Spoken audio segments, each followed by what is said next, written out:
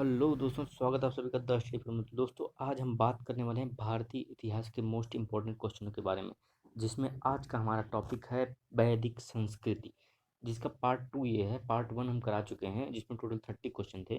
Part 2 में भी total 30 question है। तो चलिए आज का पहला क्वेश्चन देखते हैं। योग दर्शन के प्रतिपादक कौन थे? तो इसका पहला ऑप्शन पतंजलि, दूसरा ऑप्शन है गौतम, तीसरा ऑप्शन है जैमिनी, चौथा ऑप्शन है शंकराचार्य। तो योग दर्शन के प्रतिपादक पतंजलि थे।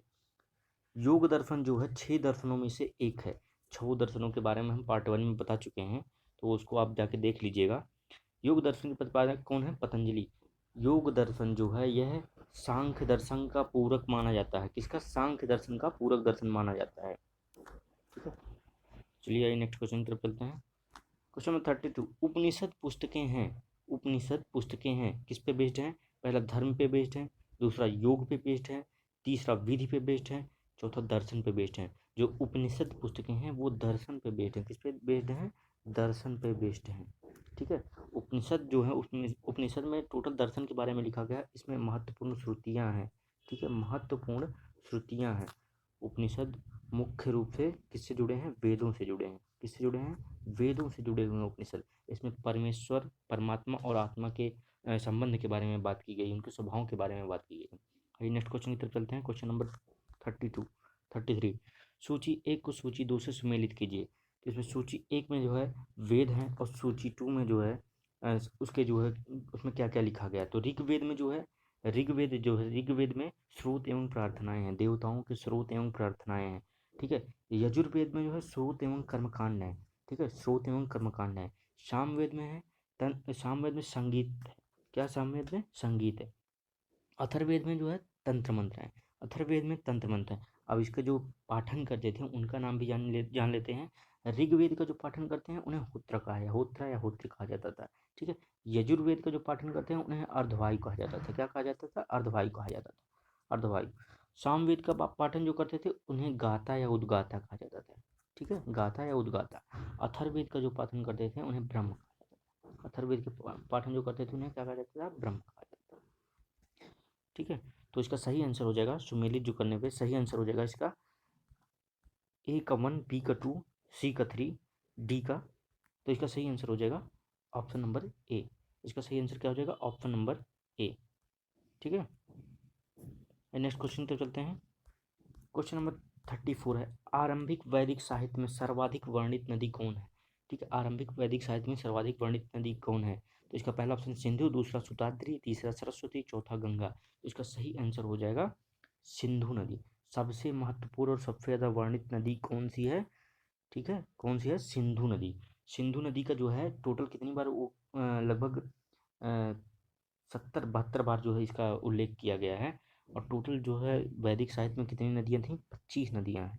टोटल कितनी नदियाँ हैं? 25 नदियाँ हैं। जिसमें सरस्वती को जो है सबसे पवित्र नदी माना जाता था, सबसे पवित्र नदी माना जाता था। और सरस्वती को नदीत्मा की संज्ञा दी गई थी। किसकी? नदीत्मा की संज्ञा, नदी की माँ, नदी की माता। ठीक है, और गंगा का एक बार वर्णन मिलता है। गंगा का पूरे वैदिक साहित्य में एक बार वर्णन मिलता है गंगा का। सुताद्री यानी सतलज, सुताद्री को सतलज के नाम से जाने अब जानते हैं। सुताद्री को सतलज नाम से जानते हैं, जैसे सदानीरा को गंडक के नाम से जानते थे। ठीक है, आइए नेक्स्ट क्वेश्चन की तरफ चलते हैं। तो इसका सही आंसर हो जाएगा सिंधु नदी का सबसे अधिक बार वर्णन मिलता है। क्वेश्चन नंबर 35 है, अध्यात्म ज्ञान के विषय में नचिकेता और यम का संवाद किस उपनिषद में प्राप्त होता है? इसका पहला ऑप्शन है वेदारण्य में, दूसरा ऑप्शन है छंदो उपनिषद में, तीसरा ऑप्शन है कठोपनिषद में, चौथा ऑप्शन है केन उपनिषद में। तो इसका सही आंसर हो जाएगा कठोपनिषद में। इसके बारे में पूरे डिटेल से हम बता चुके हैं पार्ट 1 में, तो आप देख सकते हैं वहाँ पे। आइए नेक्स्ट क्वेश्चन चलते हैं। क्वेश्चन नंबर 36 है, वैदिक नदी कुभा का स्थान कहाँ निर्धारित होना चाहिए? इसका पहला ऑप्शन अफगानिस्तान, दूसरा ऑप्शन है चीन तुर्किस्तान में, तीसरा ऑप्शन है कश्मीर में, चौथा ऑप्शन पंजाब में। तो इसका सही आंसर हो जाएगा अफगानिस्तान में। ठीक है, कुभा नदी या काबुल नदी जो है वो अफगानिस्तान में हिंदू कुश पर्वत श्रृंखला से जो है हिंदू कुश पर्वत श्रृंखला से शुरू होकर ये सिंधु घाटी में मिल जाती है। पाकिस्तान में आके ये सिंधु घाटी में मिल जाती है। और इसकी लंबाई टोटल कितनी है? 700 किलोमीटर। कितनी है? 700 किलोमीटर। ये अफगानिस्तान की बहुत महत्वपूर्ण नदी है, अफगानिस्तान की मुख्य नदी है। ठीक है, आज नेक्स्ट क्वेश्चन की तरफ चलते हैं। क्वेश्चन नंबर 37, कपिल मुनि द्वारा प्रतिपादित दार्शनिक प्रणाली है? तो पहला ऑप्शन है पूर्व मीमांसा, दूसरा ऑप्शन है सांख्य दर्शन, तीसरा ऑप्शन है न्याय दर्शन, चौथा उत्तर मीमांसा। तो कपिल मुनि द्वारा प्रतिपादित दार्शनिक प्रणाली है वो है सांख्य दर्शन। ठीक है, सांख्य दर्शन। पूर्व मीमांसा किसके द्वारा? जैमिनी के द्वारा। न्याय दर्शन जो है, न्याय दर्शन किसके द्वारा किया गया था? न्याय दर्शन, इसको आप लोग बताइएगा। उत्तर मीमांसा जो है बदरायण के द्वारा की गई थी। उत्तर मीमांसा जो है बदरायण के द्वारा की गई थी। और न्याय दर्शन जो है बता देते हैं गौतम के, ऋषि गौतम के द्वारा की गई थी। आइए नेक्स्ट क्वेश्चन तरफ चलते हैं। क्वेश्चन नंबर 38 है, भारत के किस स्थल की खुदाई से लौह धातु के प्रचलन के प्राचीनतम प्रमाण मिलते हैं?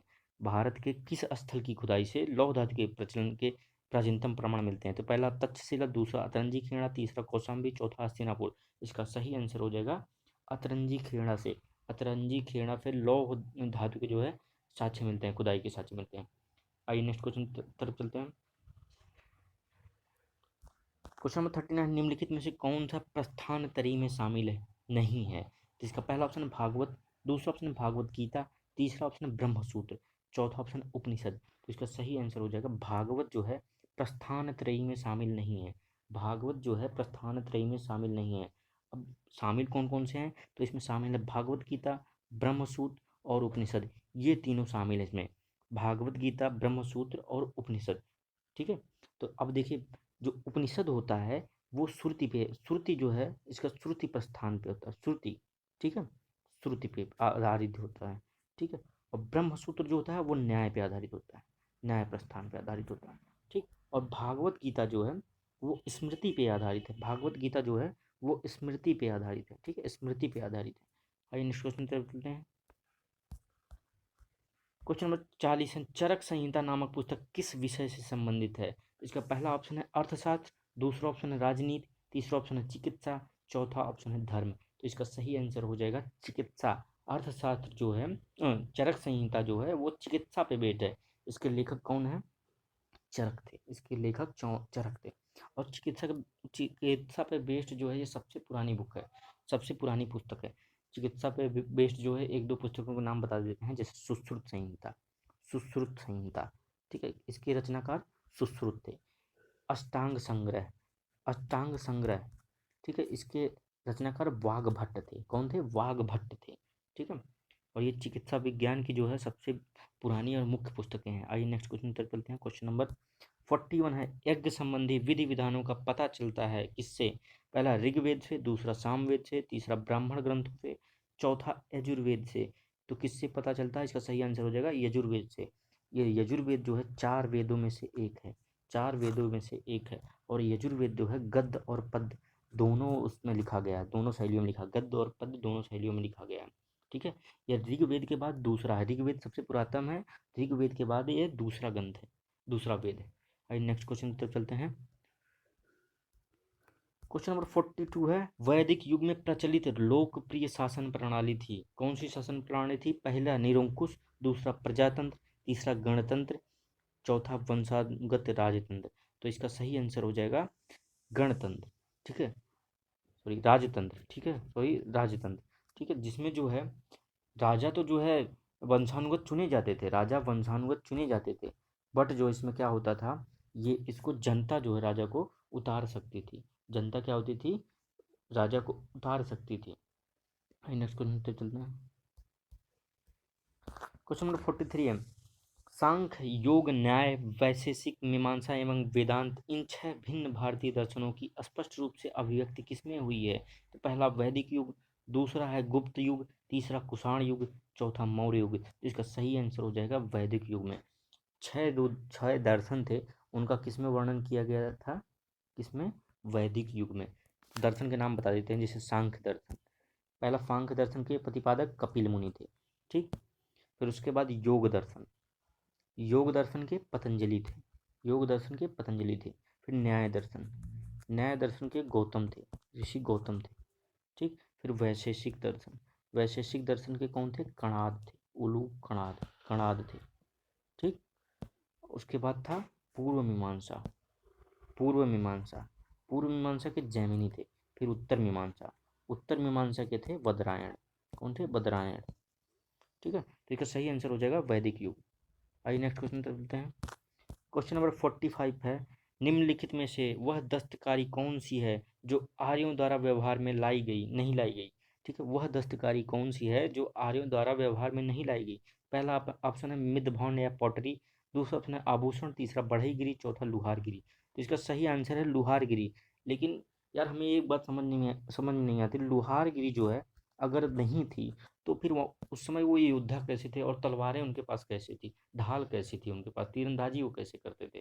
ठीक है, आप लोग इसमें कमेंट करके बताइएगा थोड़ा। आइए नेक्स्ट क्वेश्चन की तरफ चलते हैं।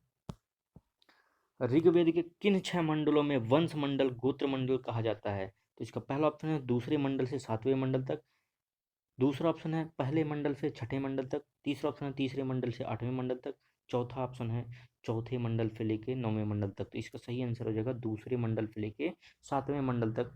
इसके बीच में जो है गोत्र मंडल वंश का वर्णन किया गया है, जिसमें जो है दूसरा से लेकर 7 का सबसे पुराना जो मंडल है, ऋग्वेद का सबसे पुराना मंडल है।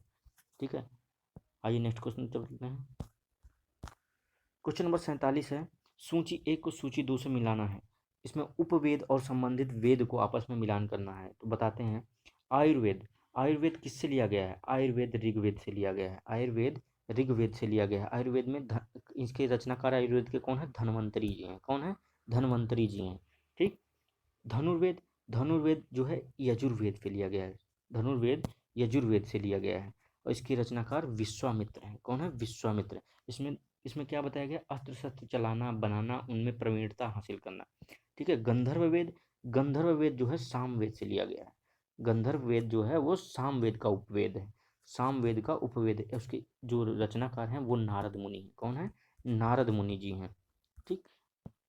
शिल्पवेद, शिल्पवेद जो है अथर्ववेद से लिया गया। किससे, अथर्ववेद से लिया गया। शिल्पवेद अथर्ववेद से लिया गया। इसके रचनाकार जो है विश्वामित्र जी, इसके भी रचनाकार हैं। आयुर्वेद और अथर्ववेद ये दोनों के रचनाकार जो है विश्वामित्र हैं, अर्थशास्त्र या शिल्पवेद के। ठीक ना। आइए नेक्स्ट क्वेश्चन उत्तर चलते हैं। तो इसका सही आंसर जो हो जाएगा पहले का एक, आयुर्वेद का यजुर्वेद ऋग्वेद, धनुर्वेद का यजुर्वेद, गंधर्ववेद का सामवेद, अथर्व। इसका पहला ऑप्शन सही हो जाएगा, ऑप्शन नंबर ए सही हो जाएगा इसका। ठीक है। आइए नेक्स्ट क्वेश्चन तब चलते हैं। क्वेश्चन नंबर 48 है, किस वेद में जादुई माया और वशीकरण का वर्णन मिलता है। तो इसका पहला ऑप्शन ऋग्वेद, दूसरा यजुर्वेद, तीसरा सामवेद, चौथा अथर्ववेद। अथर्ववेद में जो है जादुई माया और वशीकरण का जो है साक्ष्य मिलता है। अथर्ववेद जो है सबसे नया वेद है, बाद में जोड़ा गया इसको। अथर्ववेद को सबसे बाद में बनाया गया। अथर्ववेद सबसे नया वेद है। ठीक है। आइए नेक्स्ट क्वेश्चन नंबर 49 है, ऋग्वेद में कुल कितने मंडल हैं। तो इसका पहला ऑप्शन है 7, दूसरा ऑप्शन है 8, तीसरा ऑप्शन 9, चौथा ऑप्शन है 10। तो इसका सही आंसर हो जाएगा ऋग्वेद में कुल 10 मंडल हैं। कितने मंडल हैं, 10 मंडल है। जिसमें 2 से लेकर 7 तक जो है वो सबसे पुराना मंडल है, सबसे पुराना मंडल है। उसके बाद 1, 8, 9 और 10 ये नया मंडल जोड़ा गया है। ये नया मंडल जोड़ा गया है। बता देते हैं तीसरे मंडल में गायत्री मंत्र का वर्णन मिलता है। 7वें मंडल में 10 राग युद्ध का वर्णन मिलता है। 9वें मंडल में सोम देवता को समर्पित है। 9वां मंडल किसको, सोम देवता को समर्पित है। 10वां मंडल जो है, 10वें मंडल में पुरुष सूक्त के बारे में वर्णन मिलता है। पुरुष सूक्त के बारे में वर्णन मिलता है। और ऋग्वेद में टोटल जो है 1028 सूक्त हैं। 1028 सूक्त हैं। ठीक है। और 10,580 जो है इसके, 10,580 ऋचाएँ हैं। ठीक है। आइए नेक्स्ट क्वेश्चन तो क्वेश्चन नंबर 50 है, आर्य भारत में संभवतः आए थे। कहाँ से आए थे आर्य भारत में। पहला ऑप्शन यूरोप से, दूसरा मध्य एशिया, तीसरा पूर्वी एशिया, चौथा अन्य क्षेत्रों से। तो इसका सही आंसर हो जाएगा आर्य भारत से आए थे मध्य एशिया से। ये सबसे मान्य जो है साक्ष्य है, मध्य एशिया से आए थे मैक्स मूलर के हिसाब से। मैक्स मूलर के हिसाब से। आइए और कुछ लोगों के बारे में बता देते हैं। जैसे स्वामी दयानंद ने कहा था, स्वामी दयानंद ने कहा था कि आर्य जो तिब्बत से आए थे। डॉक्टर संपूर्णानंद के हिसाब से आर्य आल्पस पर्वत के पास यूरेशिया से आए थे। ठीक है। और बाल गंगाधर तिलक, ठीक है, बाल गंगाधर तिलक के हिसाब से ये उत्तरी ध्रुव से आए थे। कहाँ से आए थे, उत्तरी ध्रुव से आए थे, आर्कटिक से। आइए नेक्स्ट क्वेश्चन तक चलते हैं। क्वेश्चन नंबर 51, कौन सा वेद अंशतः गद्य रूप में भी रचित है। अंशतः गद्य रूप में भी रचित है। इसका पहला ऑप्शन है ऋग्वेद, दूसरा ऑप्शन है यजुर्वेद, तीसरा ऑप्शन है सामवेद, चौथा ऑप्शन है अथर्ववेद। तो इसका सही आंसर हो जाएगा यजुर्वेद। यजुर्वेद जो है अंशतः गद्य रूप में भी रचित है। यजुर्वेद ऋग्वेद के बाद दूसरा ग्रंथ है, दूसरा वेद है। ठीक है, इसमें जो क्या किया गया है, पद और गद्य दोनों शैलियों में इसकी रचना की गई है। ऋग्वेद में इसमें जो है ऋग्वेद के टोटल 663 जो मंत्र ऋग्वेद से लिए गए हैं। आइए नेक्स्ट क्वेश्चन की तरफ चलते हैं। और जो यजुर्वेद का जो गायन करते हैं, यजुर्वेद का जो पाठन करते हैं, उन्हें अर्धवायु कहा जाता था, उन्हें अर्धवायु कहा जाता था। और जो मंत्रों का इनके पाठन करते थे उन्हें यजुष कहा जाता था। क्या कहा जाता था? यजुष कहा जाता था। आइए नेक्स्ट क्वेश्चन की तरफ चलते हैं। क्वेश्चन नंबर 52, सभा और समिति प्रजापति की दो पुत्रियां थीं का उल्लेख किस वेद में मिलता है? तो पहला ऑप्शन है ऋग्वेद, दूसरा ऑप्शन है यजुर्वेद, तीसरा ऑप्शन है सामवेद, चौथा ऑप्शन है अथर्ववेद। तो इसका सही आंसर हो जाएगा अथर्ववेद। ठीक है, इसका सही आंसर हो जाएगा प्रजापति जो समिति, सभा और समिति जो प्रजापति की दो पुत्रियां हैं, इसको अथर्ववेद में पाया गया है। ठीक है, वैसे तो सभा और समिति जो है ऋग्वेद कालीन ही है। सभा, समिति और विदत। सभा में क्या होता था? सभा में विशिष्ट लोग होते थे, सभा में ये विशिष्ट लोगों की सभा होती थी। और समिति जो होती थी ये साधारण लोगों की सभा होती थी। ठीक है, विदत में क्या होता था? विदत में जो है वृद्ध लोग और विद्वान लोग बैठते थे। विदत का प्रयोग ऋग्वेद में, विदत का प्रयोग, विदत वर्ड का प्रयोग 122 बार किया गया ऋग्वेद में, 122 बार किया गया। सभा, समिति और विदत में तीनों में महिलाओं का प्रवेश जो है प्रवेश की अनुमति थी। आइए नेक्स्ट क्वेश्चन की तरफ चलते हैं। क्वेश्चन नंबर 53, ब्राह्मण ग्रंथों में सर्वाधिक प्राचीन ग्रंथ कौन सा है? तो इसका पहला ऑप्शन ऐतरेय, दूसरा ऑप्शन शतपथ, तीसरा ऑप्शन है गोपथ, चौथा ऑप्शन है पंचविंश। तो इसका सही आंसर हो जाएगा शतपथ। ठीक है, शतपथ ब्राह्मण ग्रंथ जो है वो सबसे प्राचीन ग्रंथ है। इसमें टोटल 14 कांड हैं। कितने? 14 कांड हैं। ठीक है, और इसमें जो 6 से 10 तक का कांड है उसे सांडिल्य कांड कहा जाता था। ठीक है, सांडिल्य कांड कहा जाता था। और ये शतपथ ग्रंथ जो है यजुर्वेद का ब्राह्मण ग्रंथ है। किसका? शतपथ ग्रंथ जो है यजुर्वेद का ब्राह्मण ग्रंथ है। गोपथ अथर्ववेद का है। पंचविंश, पंचविंश जो है सामवेद का है। ऐतरेय और कौशिकी ऋग्वेद का है, ऋग्वेद का। आइए नेक्स्ट प्रश्न पर चलते हैं।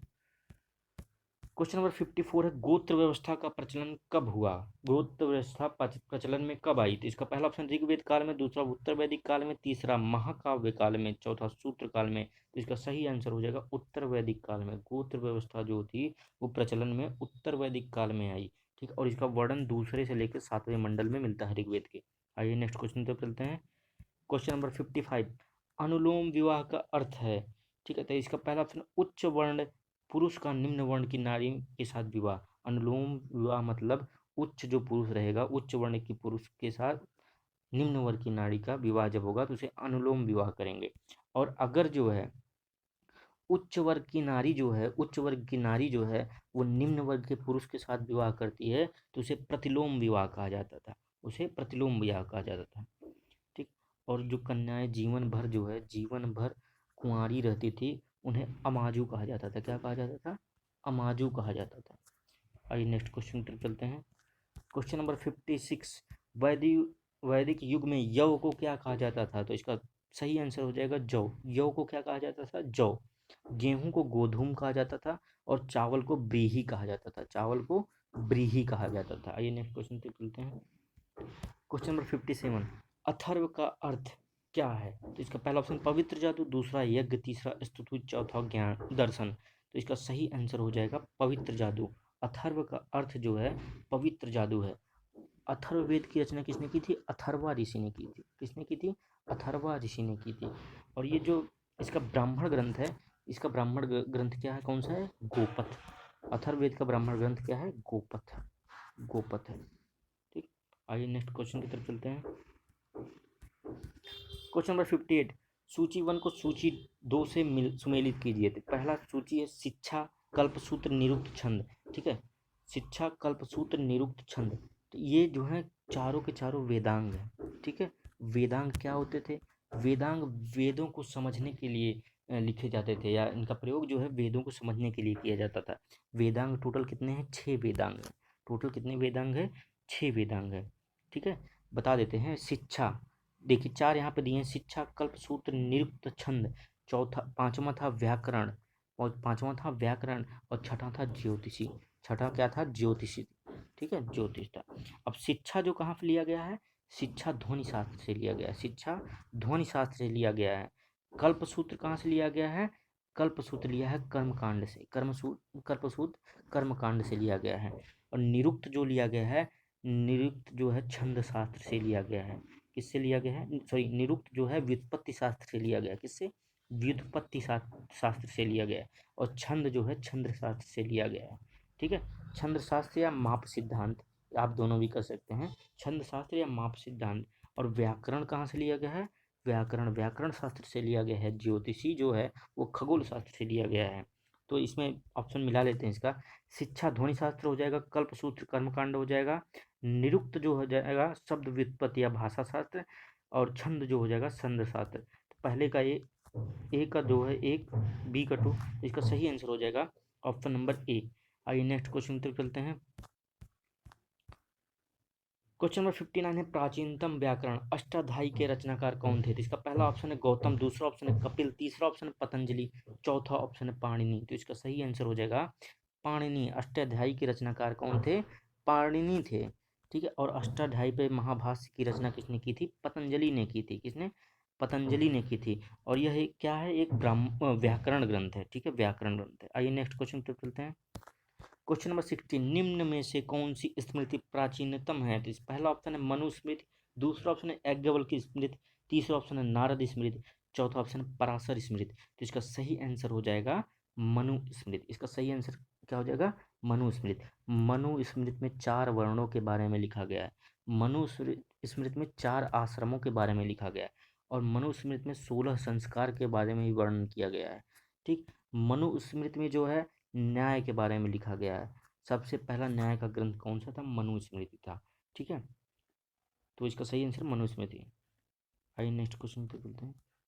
तो दोस्तों यहीं पे जो है वीडियो समाप्त होता है। उम्मीद करते हैं वीडियो आपको पसंद आई हो। तो वीडियो को लाइक करिए, शेयर करिए, कमेंट करिए, और चैनल को ज़रूर सब्सक्राइब कर लीजिए। बेल आइकन की बटन प्रेस कर दीजिए ताकि नए अपडेट आपको मिलते रहें। धन्यवाद।